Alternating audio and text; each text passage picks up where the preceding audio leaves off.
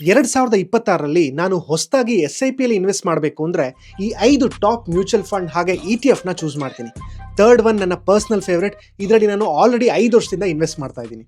Next 7ರಿಂದ 10 ವರ್ಷಕ್ಕೆ long term portfolio plan ಮಾಡ್ತಿರೋರಿಗೆ ಈ high risk high reward portfolio ಒಳ್ಳೆ ರಿಟರ್ನ್ಸ್ ನ ಕೊಡುತ್ತೆ. ಫಸ್ಟ್ ಬಂದು Motilal Oswal mid cap fund. ಇದು ಲಾಸ್ಟ್ 5 ವರ್ಷದಿಂದ 24.6% ರಿಟರ್ನ್ ನ ಕೊಟ್ಟಿದೆ. ಈ fund managers high quality fast growing companies ಗಳನ್ನ ಐಡೆಂಟಿಫೈ ಮಾಡೋದ್ರಲ್ಲಿ ಎಕ್ಸ್ಪರ್ಟ್ಸ್, ಅದು ಕಮ್ಮಿ ಫೀಸ್ ಅಲ್ಲಿ. ಸೆಕೆಂಡ್ ಬಂದು Nippon India small cap fund. Risk ತಗೊಂತೀನಿ ಅನ್ನೋರಿಗೆ ಈ ಹೈ ಗ್ರೋತ್ ಫಂಡ್ ಬೇಕೇ ಬೇಕು. ಲಾಸ್ಟ್ 5 ವರ್ಷದಲ್ಲಿ ಇದು 24.8% ರಿಟರ್ನ್ ಕೊಟ್ಟಿದೆ. ಈ ಫಂಡ್ ತುಂಬಾನೇ ಡೈವರ್ಸಿಫೈಡ್ ಆಗಿದೆ, ರಿಸ್ಕ್ ನ ತುಂಬಾ ಚೆನ್ನಾಗಿ ಮ್ಯಾನೇಜ್ ಮಾಡುತ್ತೆ. ಥರ್ಡ್ ಬಂದು Parag Parikh flexi cap fund. ನಾನು ಇದರಲ್ಲಿ ಪರ್ಸನಲಿ 5 ವರ್ಷದಿಂದ ಇನ್ವೆಸ್ಟ್ ಮಾಡ್ತಾ ಇದ್ದೀನಿ. ಲಾಸ್ಟ್ 5 ವರ್ಷದಲ್ಲಿ ಇದು 18.5% ರಿಟರ್ನ್ ಕೊಟ್ಟಿದೆ. ಇದು ನನ್ನ ಟಾಪ್ ಪಿಕ್. ಯಾಕೆ ಅಂದ್ರೆ ಮ್ಯಾನೇಜ್ಮೆಂಟ್ ತುಂಬಾನೇ ಡಿಸಿಪ್ಲಿನ್ಡ್ ಆಗಿದೆ, ಹಾಗೆ ಇದು ಇಂಡಿಯಾ ಮಾತ್ರ ಅಲ್ಲದೆ US ಮಾರ್ಕೆಟ್ ಅಲ್ಲಿ ಕೂಡ ಇನ್ವೆಸ್ಟ್ ಮಾಡುತ್ತೆ. ಫೋರ್ತ್, ಗ್ಲೋಬಲ್ ಎಕ್ಸ್ಪೋಜರ್ಗೆ Navi Nasdaq 100 fund of fund. ಈ ಫಂಡ್ ಸ್ಟಾರ್ಟ್ ಆದಾಗಿಂದ 19.8% ರಿಟರ್ನ್ ಕೊಟ್ಟಿದೆ.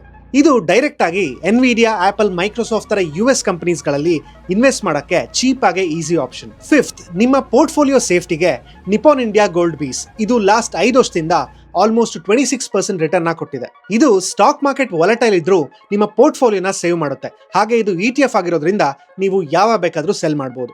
ನೋಡಿ, ಇದು risky portfolio. Minimum 7 to 10 years window ಇದ್ರೆ ಮ್ಯಾಸಿವ್ ವೆಲ್ತ್ ನ ಬಿಲ್ಡ್ ಮಾಡಬಹುದು. ಈ ವಿಡಿಯೋನ ಸೇವ್ ಮಾಡ್ಕೊಳ್ಳಿ, ಇಲ್ಲ ಅಂದ್ರೆ ಮರ್ತೋಗ್ತೀರಾ. ಹಾಗೆ ನಿಮ್ಮ ಫೇವರೇಟ್ ಮ್ಯೂಚುವಲ್ ಫಂಡ್ ಯಾವುದು ಅಂತ ಕಮೆಂಟ್ ಮಾಡಿ ತಿಳಿಸಿ.